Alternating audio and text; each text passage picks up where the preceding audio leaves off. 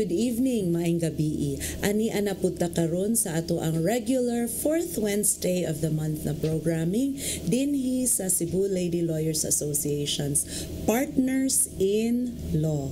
Ako di ay si Attorney Irene Ann Caballes, both of the Cebu Lady Lawyers Association and the Legal Alternatives for Women Center Inc.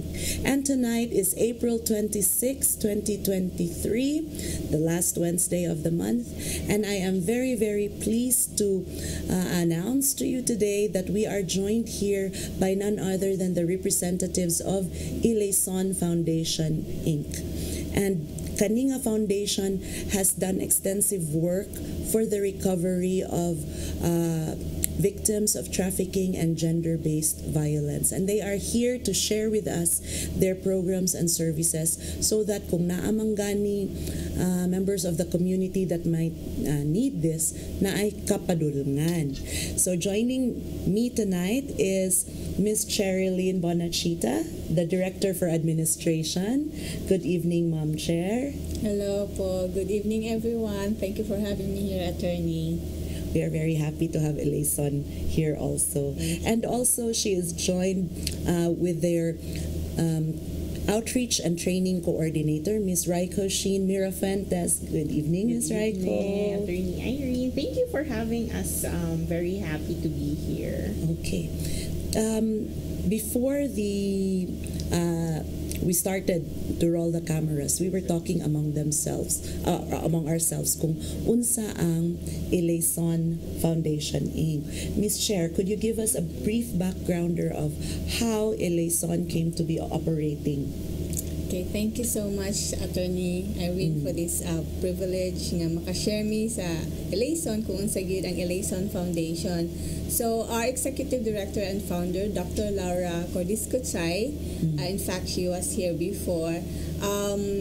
She was part sa IJM, so nagud siya sa field sa mga survivors of human trafficking and gender-based violence. And part of what she does is she does research.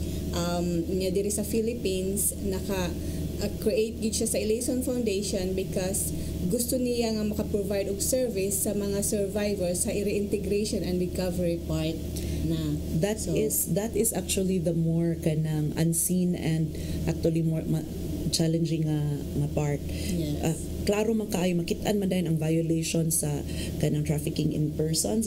That's the one that's most visible, and then people go in to rescue. But what happens to the survivors? I don't like to call them victims because they're supposed to be back on survivorship mode, di ba? Kanang dili na stay long in victim mode, but then we don't have stories about what happens after. Yes. So, Ms. Raiko, niingon si Ms. Cherry na Doc Laura was working with trafficking victims when she decided na kanang maghimo na lang gyud og Ileson Foundation Inc. So, what is the nature of Ileson Foundation Inc? Is it an advocacy?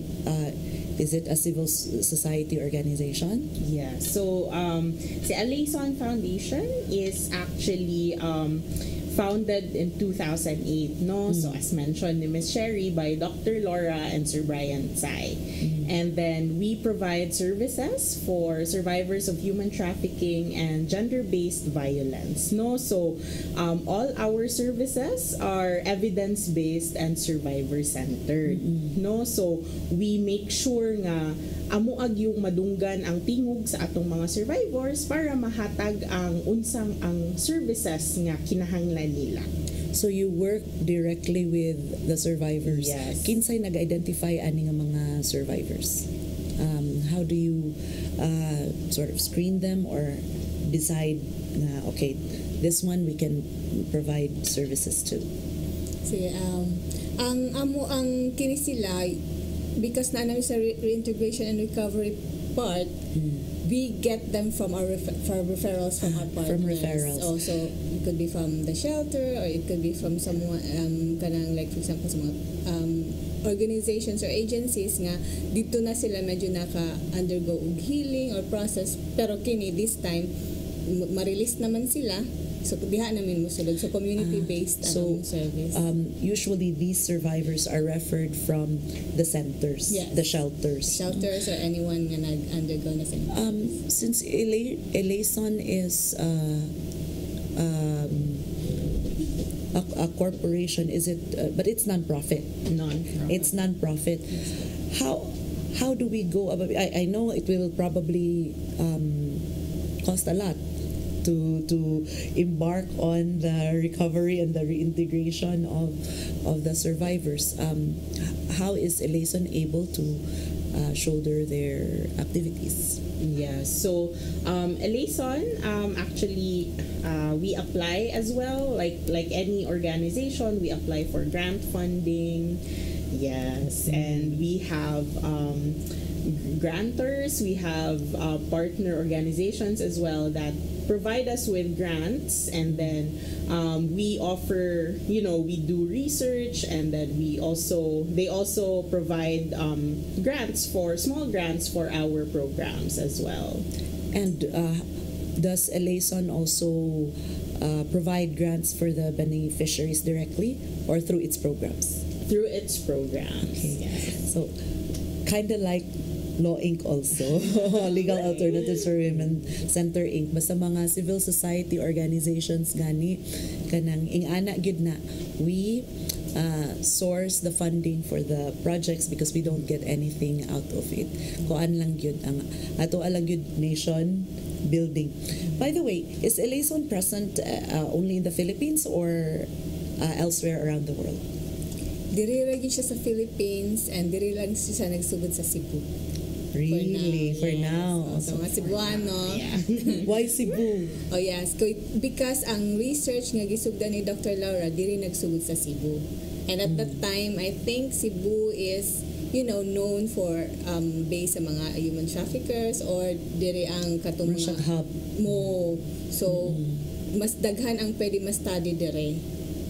Because Cebu is center sa Visayas and it could be some victims could come from different areas sa Visayas pero diri man gud sa Cebu dako man gud ang city, so And a mas lot of ports, airports, Exactly. seaports, daghang possible kanang entries no niya. Entries. Kung highly urbanized nga lugar, pwede mo na siya destination, pwede siya pud mo source or pwede siya pud mo transit point.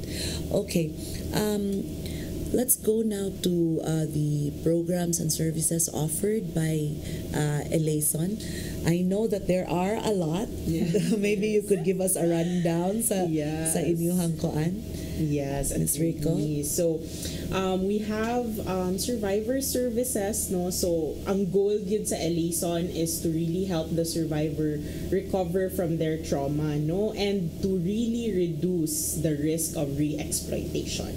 Mauna nga naa jud mi sa recovery and reintegration. So, naami services, since direct services among gina-offer, we have economic empowerment, survivor leadership, crisis intervention, and community mental health. Okay, atong tagsa-tagsaon na. Yeah. And since Ms. Raiko was able to bring with her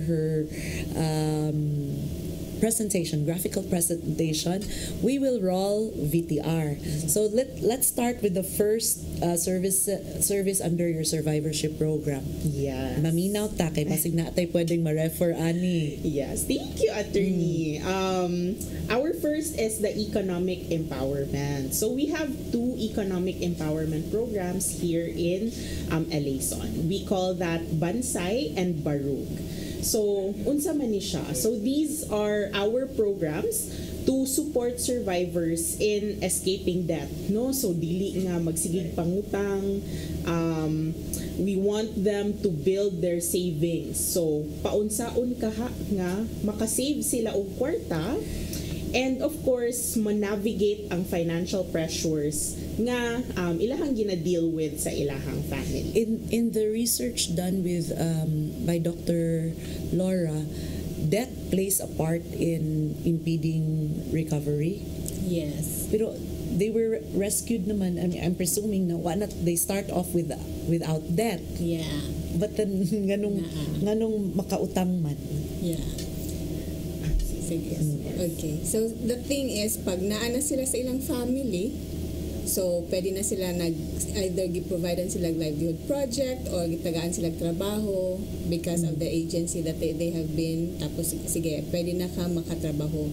Now, ang survivor, siya ang nagtrabaho. Ang pressure sa family, kusog. O, na naman kay kwarta. So, pwede ta mo palit og ing-ani, or pwede po, wala siya financial literacy. So, ang iya pananglitan nag-abang siya, pero ang iyang gasto sa kwarta bisag unsa lang. So, naanay mo abot nga bill sa panabang, wa na siya pambayad. Bayad. Oo. So, murag mangutang na lang debt siya. trap. Oo. So, naa siya sa debt trap. It's interesting what you said kanang Miss Cherry about family. Yes. Sometimes being the external pressure point nga kuan na hinon sa survivors going into debt. Would this be because a lot of the survivors a lot of the trafficking survivors prior to them being rescued and taken out of that situation they were in, they were the breadwinners, and then could that be a cause, and then balik na po nila sa ilang pamilya, automatic nga ang assumption sila gyapon mo provide. Yes. Yes. Pero luoy kaayo kay bago ra gani sila nakagawa ning gawas niya naana daw yung pressure. Yes, attorney. So, sometimes na ami clients or even kanang mga survivors na duha ka pamilya pa man gani ang ilang providan. So, ang ma-imagine nimo ang pressure nga naa sa ilaha nga paunsa ko nila maglisod na magay sila provide sa usa ka pamilya na apay another family, no? So, but wala kani nga mga families, no one has been working on them also nga or i-change ang paradigm ba nga ayaw to ninyo gatasi mo bitong nasugamak na diha nga na traffic kay everything is on this survivor. Does Alayson also have like family counseling or family paradigm shifting services? So far, attorney, we don't have those kinds of services, but we never know in the future. Yeah. But you do have katong mga singan ana a life coaching so that the survivor will learn to say no. Yes. Kana. Yes, very important pud na, no? So we teach them, attorney, how to handle financial pressures. So paunsaon na makigstorya sila sa ilang pamilya nga dili mag sinagitay, no? So we do role plays. Unsaon man nimo pagstorya imuhang partner or ang imuhang mama, no? So naay mga ing-anak nga mga practices. Kay ang ako sa una na if there so much pressure is put on them to earn a living wage, basig they might find themselves na pod in a situation na mabalik na hinuon sila from the one that they were rescued from. Kay unsa man gyud number one nga kanang exploitation that is being punished by our trafficking laws, it's really the sexual exploitation, apil na ng mga prostitution and kuan. So murag challenging inyuhang work. So okay, freedom from debt. Mo na ay program sa Bansay. Yeah. What is Bansay all about? So si Bansay is a 2-day program, no? So it's a shorter version sa amo ang barug nga program. So first, si Bansay is all group sessions ra gyud siya, no? So mura siya ka ng teaser kumbaga. So para lang makasabot ang ato ang survivors unsa gyud ang financial literacy, because they have to be prepared if they join barug, because ang barug namo is ang 2-year nga longer financial literacy and savings program. Okay. So everybody nga ganahan mo join sa barug has first to undergo Bansay. And in your Bansay na program, they will be taught exactly what? So it's the same, no? So sa Bansay, we will touch all the topics gihapon on savings, debt management, financial pressures, no? So kana siya masturyaan gihapon na siya tanan sa bansay. It's just the deeper, no, or ang pagpalawom ana didto na siya sa barog. Okay, this is getting interesting. But please bear with us as we listen to our friends for their messages. We will be back.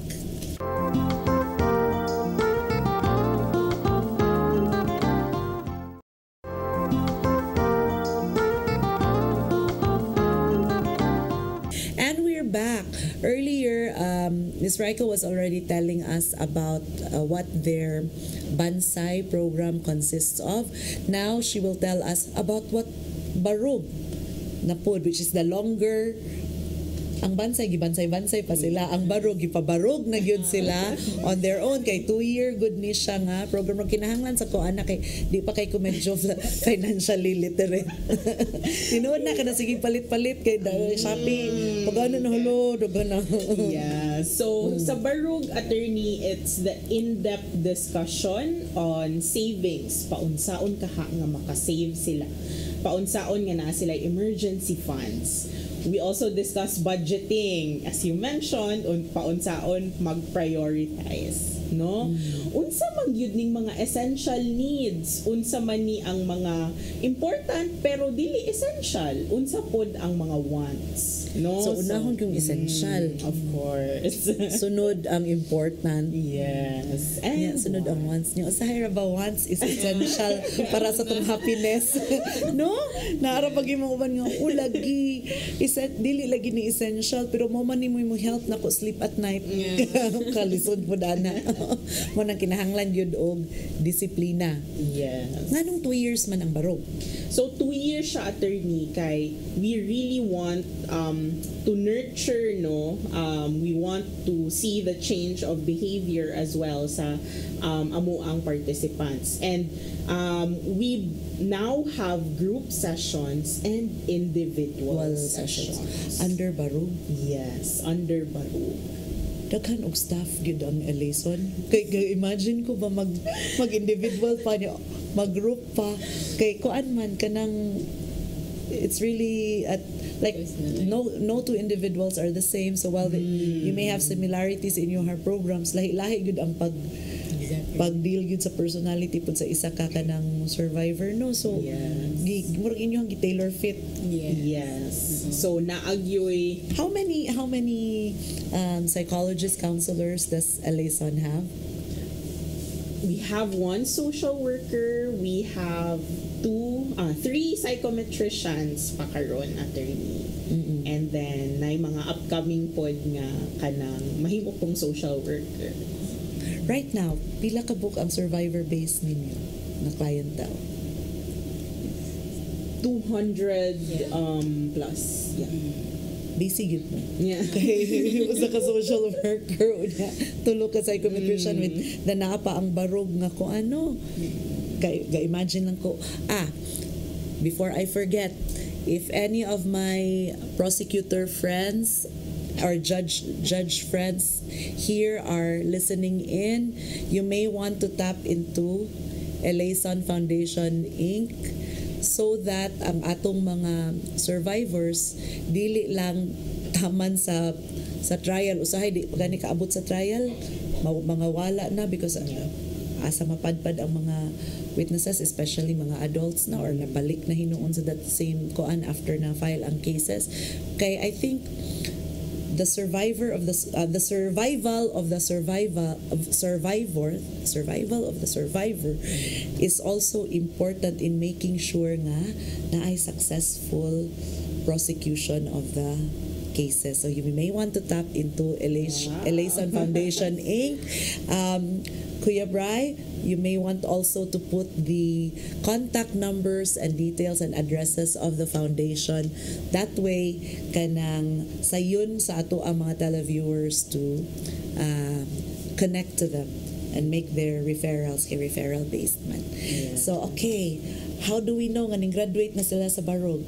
naa sila kanang standard nga nakaabot na maging ani nga savings, and who sets the savings?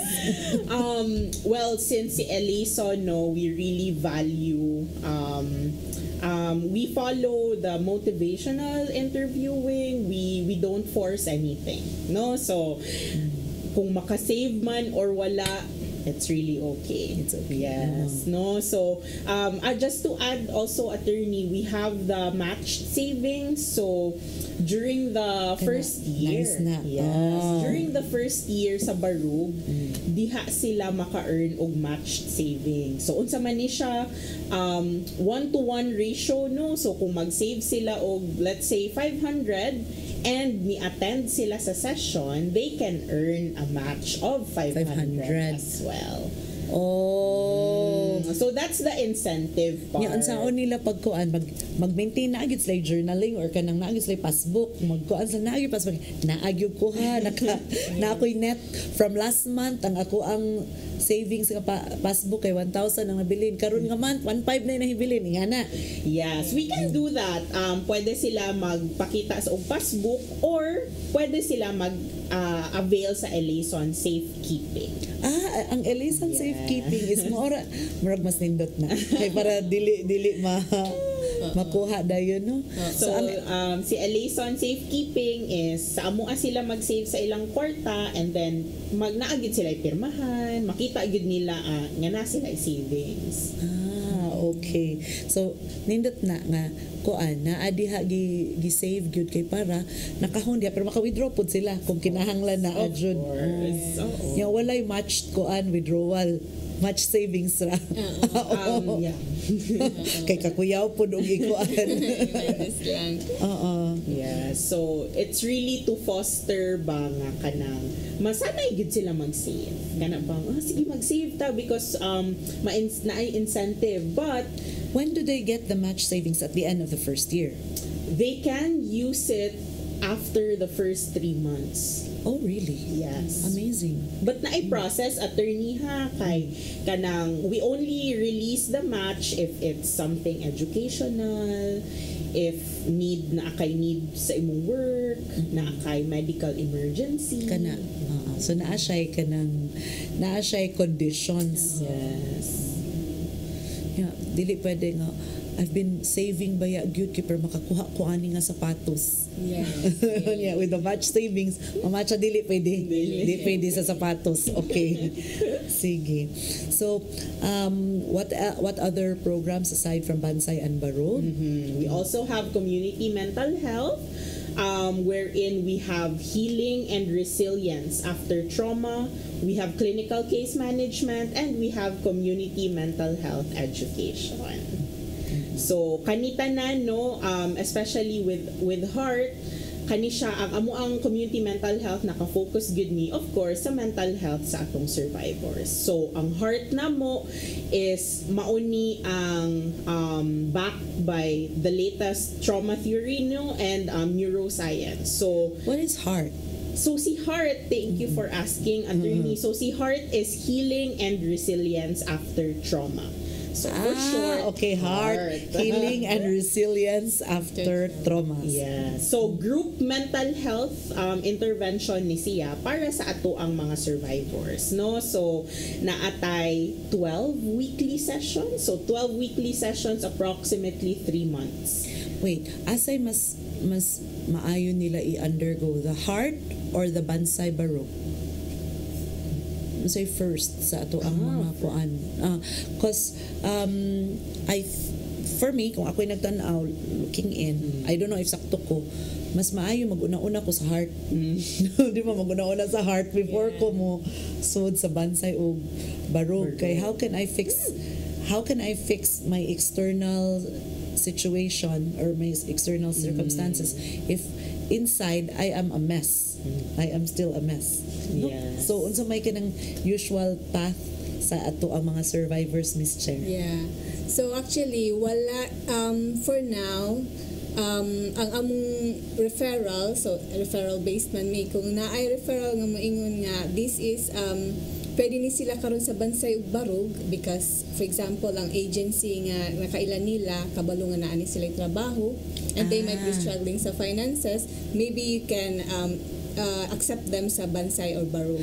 Pero ang uban pod nga naay mga mental health issues tapos referral based man pod ni makaingon nga okay kini sila nga certain clients basin pwede ni sa inyong heart nga so wala mi order nga dapat heart sa pwede sa dunganon. Pwede po dunganon kung ang of course naman na sa client kay voluntary man tanan ang participations.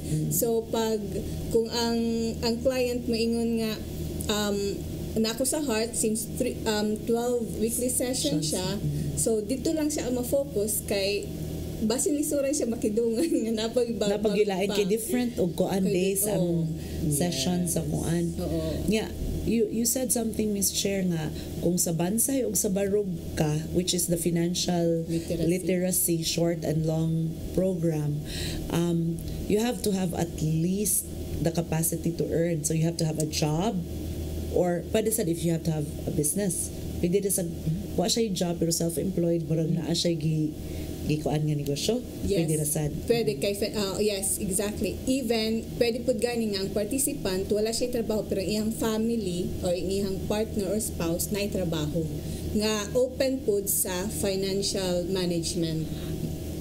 In that case, ang partner apilod sa ninyo og kanang training or ang survivor ang inyong i-train so that she knows how to communicate with her partner and they both know how to manage their finances? Actually, that's a good question, Attorney Kay. Sa bansay, again, it's just 2 days. So, ang survivor mostly ang amo ang gin papaparticipate. Pero sa barog, we are open nga ang family member appeal para duha sila. Yes. Kay sometimes, much as we try, it might be our family members nga dili ka understand. Sila na hinuon mo instead of kanang tabang himong obstacles to the goal. Exactly. Okay. So let's go now back to heart. So ang heart pwede ra gyud og kanang whether na trabaho or wa. Yes. Oo.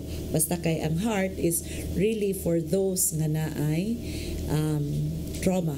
Yes. Basta gender-based violence, any kind of violence, plus or trafficking, daghan jud na og trauma. Sige. Yes. So, ang heart again is group discussions ni Shano with guided visualizations, with doing breath work, yoga poses. So, yes. Na ay wellness. Yes. Ganahan pag ingon nimo breath work o yoga poses murag kinahanglan sad lagi mi ani mga kuan mga lawyers. Pero dili mi ninyo pwedeng ibutang sa heart no. Kanang sa hindi naka ginhawa, di naka bitaw tinuod. So for now, nanong na may yoga poses? How does it help sa kanang resilience and trauma? Yeah, so it's really backed by neuroscience, no? So if you meditation, breath work, and yoga poses brings calmness to our nervous system. So yes, mauna siya nga appeal gyud siya sa heart. Wala, I'm just thinking for myself. I need that. Sometimes murag manubra na gyud ka kanang. And then you think okay pa pero daghan na gyud ay stress kay matinga naman lang ko inig pamasahe ba daghan na kayong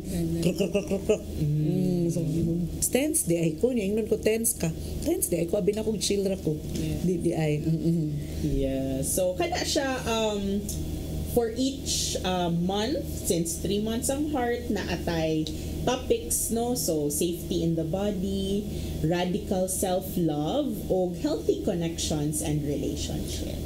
Safety in the body na self-defense.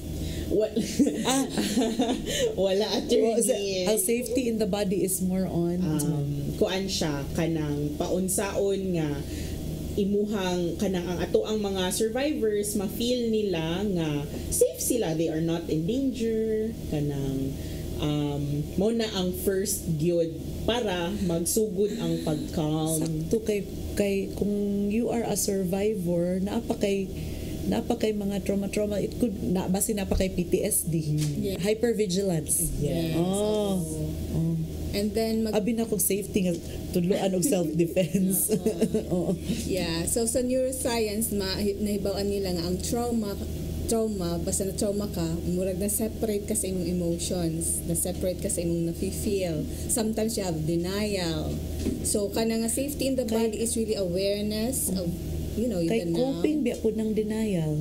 Kay coping man sa ng denial para dili ka ka-feel too much, no? So Yeah. imo na lang giputol ang feelings.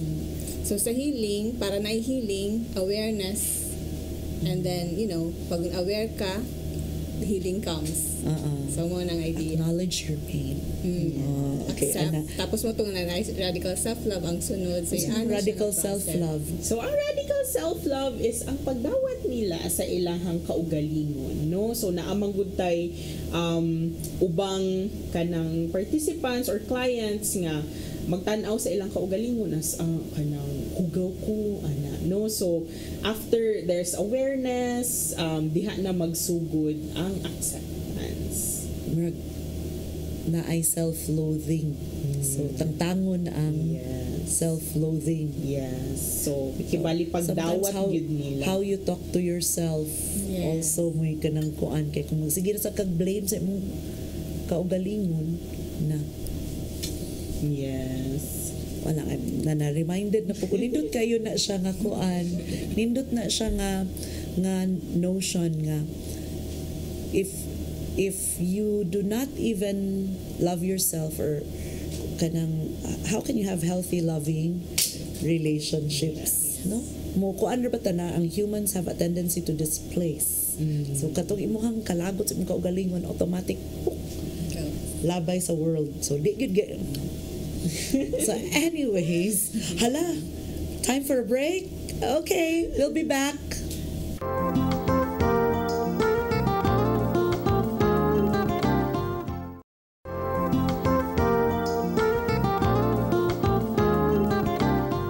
And we're back.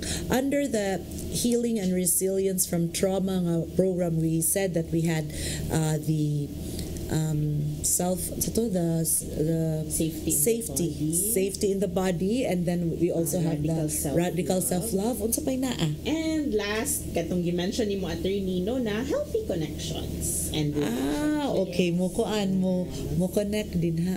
So, healthy connections and relationships. And di ba 12 sessions man ni inyong inyong heart na program.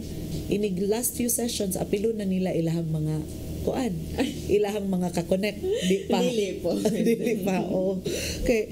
Kay relationships also take two ways. No matter how healthy you could be in a relationship niya, toxic tong saon man na. Do you coach mo toxic na? You better learn to cut that off or convert. So, kuan ra gyud. We really just share attorney unsa ang kanang unsay itsura sa healthy connections and healthy relationship, no? So as a survivor, since human na siya awareness, human na siya dawat sa iyang kaugalingon, this time ready, it's time to be kanang in a healthy relationship na, and not just the significant other, no, but everyone, yeah. But what if she already has relationships even before knowing that she should love herself and she should forgive herself? Yeah, wa man tuma orientong usaon man na. Usaon na siya. Yeah. Pero di man sad pwede no nga atos lang dudluan nga buwag na lagi na. Di sad no. Cannot be. They have to discover that for themselves. Yes. Hopefully, hopefully with their learning sa ilang nakatunan, then they may do some reflections and they can decide for themselves. Okay.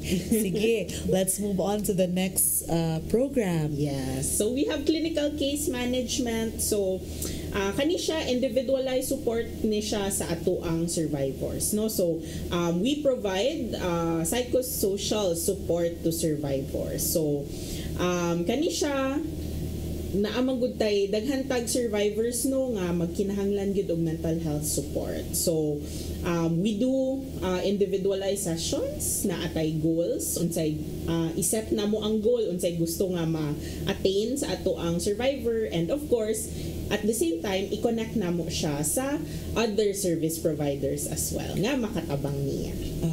Kanang psychosocial, I think that's where the government would really need. Kay even ato ang mga government psychosocial workers flooded yung kaayo with especially with kanapag yung naay mga kaso. Can the survivors, the clients go or avail of the clinical case management service even if wa ni agig heart or wala sa inyong bansay? Can they be referred directly like from the law enforcement agencies of the government, from the police, from the... I'm just hopeful. Miss Sherry can discuss Yeah. Yeah, thank you for being hopeful. And optimistic. Yeah. For now, our CCM or our clinical case management sa mga survivors nga clients pa namo. So meaning gikan sila sa heart, sa bansay or barug, and then naa sila naging under crisis sila, which happens many times. Diha mi mo support through anang CCM. Okay. So wala pa mi naka-open from other agencies nga nasulod. So for now, of course, I-open ninyo anak. Kamo na po yung mag-flooding. Pag-hire na mo additional.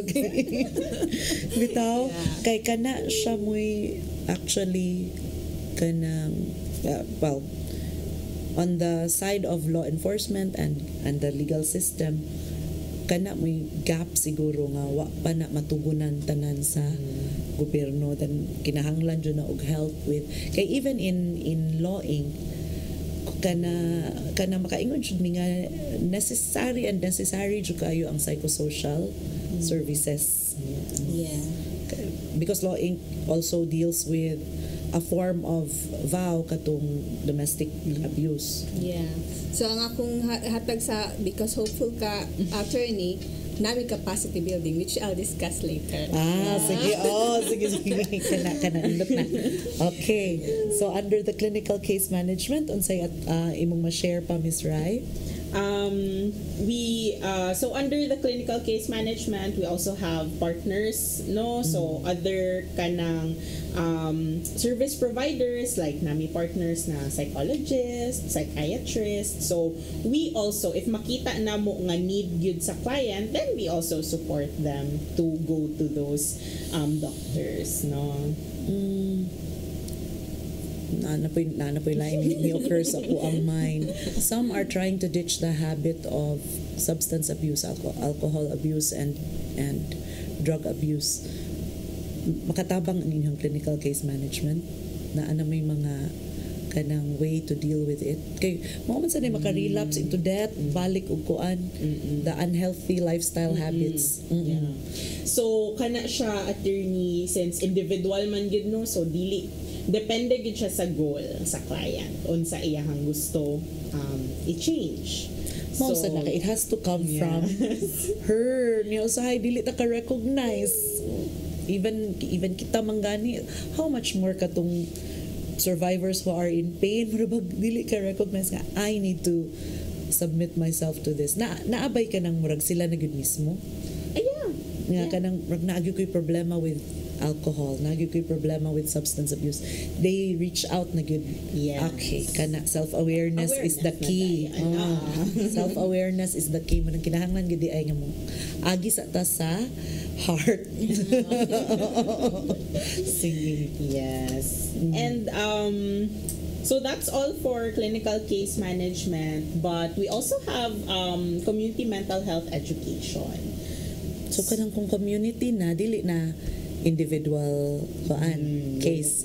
Yes. And this time ang community mental health education is actually open to families of survivors, to service providers. Pili din ha. Yes. So basically, we offer free, accessible, and interactive learning sessions. No. Okay, so even us lawyers can Yes. avail of yes, that. Yes. Okay, sige. Sige, we will look you up sa una nato. Nindot na i-arrange ba ya? Yes. Especially now nga daghan pud og ni survive. When I say daghang ni survive nga lawyers, daghang bag-ong ni survive kay nakakapasar sa bar. Yes. O after ana karon lain na pud nga kanang battle ilang gikuan kanang mga ngapa. We were all new lawyers once kanang ingana mga ngapa sa practice how to deal. Kanang financial literacy apil na. So ang CMHE kuan siya, we talk about how to manage emotions, healthy coping, and of course just overall how to really promote mental health and well-being. So kung community pila na siya ka days nga kanang program or series of seminars. One day siya, attorney. So, Okay. naanami curriculum daan and it's already prepared. Wala nindot na atoan yan ang i-activity.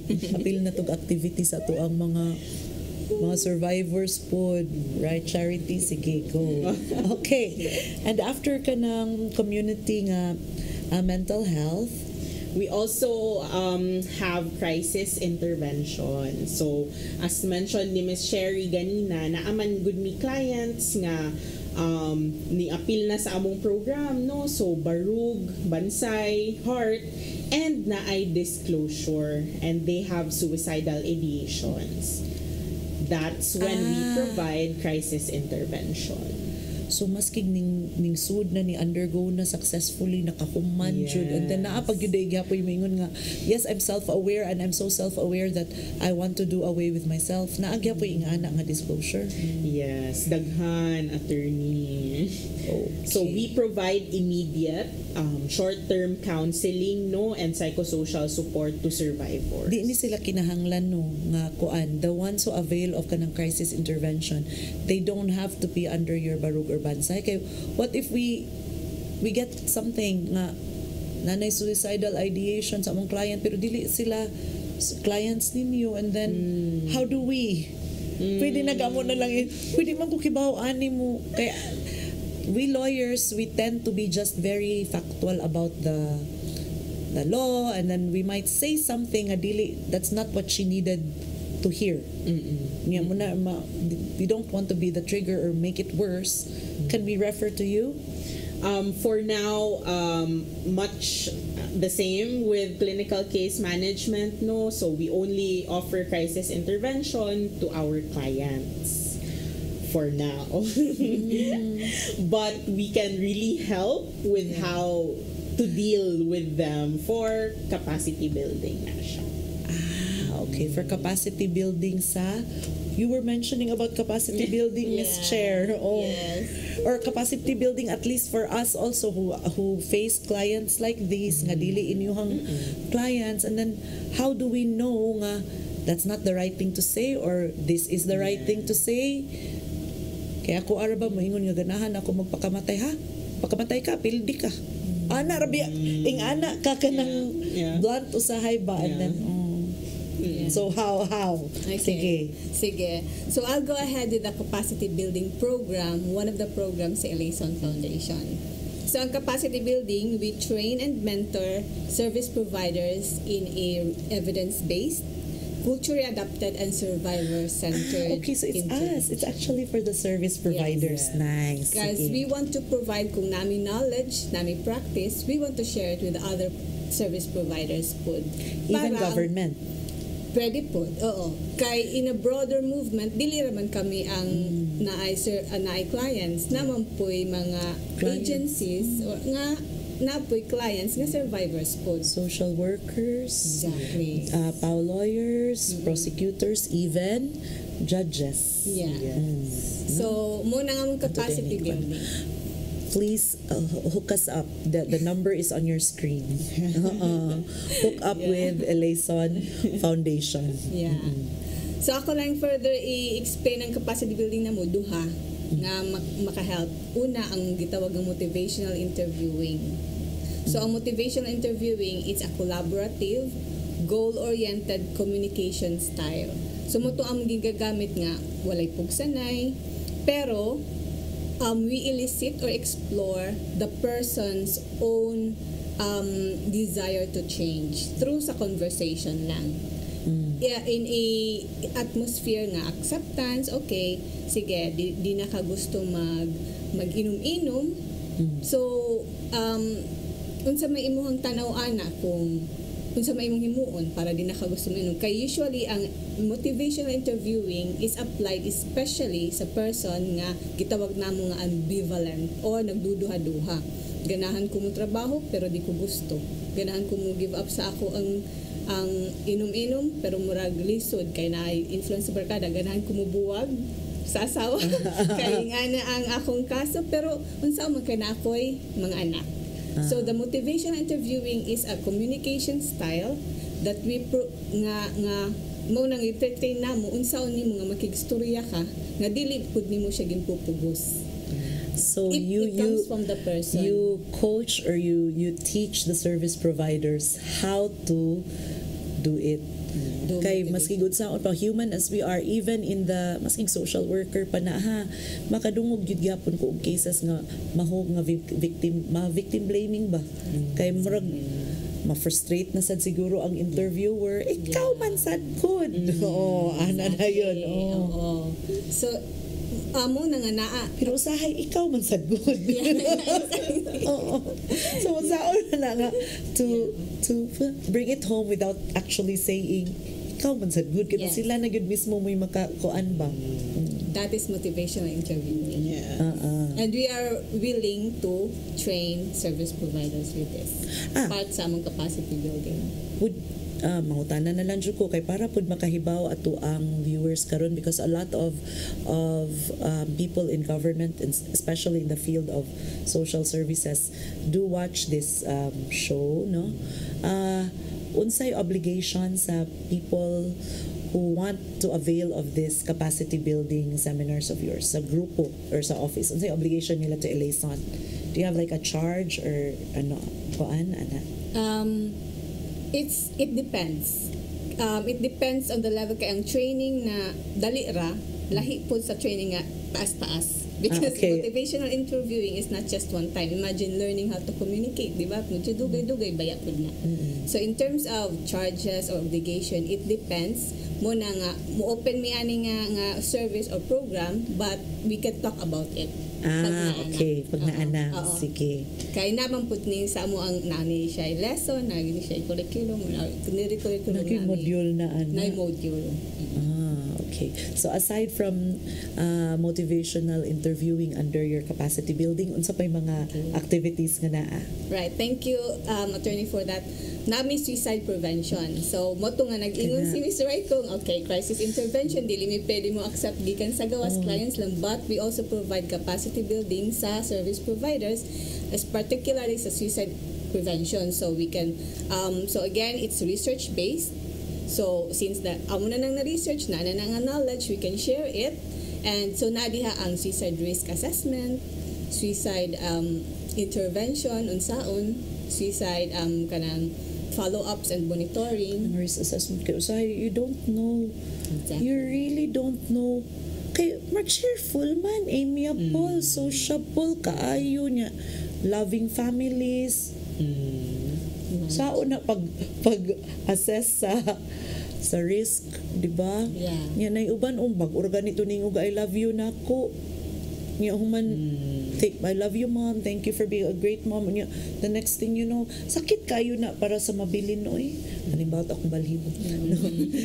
As we were talking Miss Raiko and Miss Chair ba, daghan kay mga songs nga ning kanang sud sa kuang head, like kanang kang pink nga perfect kung kaning di ba kanang change the voices in your head so that they will like you instead, and then kanang Suicide prevention, how to save a life. Yeah. Exactly. Kana. So, kana. Oh my goodness.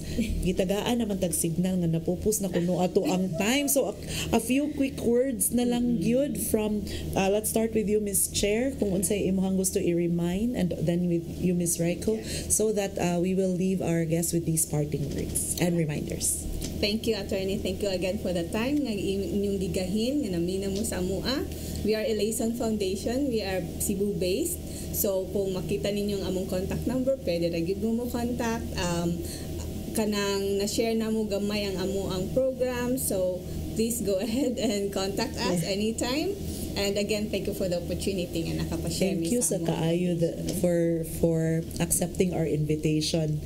Very interesting and very makatabang yun ang inyong programs. Miss Reiko? Thank you. Thank you for inviting us over, and I just really want to remind everyone na we are Survivor Center. That's the most important thing about Eleison, no? So survivor centered, we really take into account the voice of our survivors. So we do everything for them, no? So kana lang.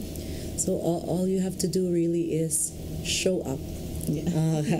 Show up, try to enroll yourselves in the program sa Eleison Foundation, and then it's all voluntary, like Miss Cherry and Miss Raiko has said. So no pressure, just check it out for yourselves. Basig pwede mo sa heart or sa Bansay Barug, and then later on na tayo self-awareness, basig maka-progress ta to the more in-depth nga program. So anyways, napupus na ang ato ang oras. We will have to say good night to our televiewers. We hope that you will avail of the services or help somebody avail of the services that Eleison Foundation has been offering. Because ang gusto ra gyud sad nato diri nga mga community workers is really for everyone to have a joyful, purposeful, meaningful life with healthy relationships. Good night, everyone. Till next week.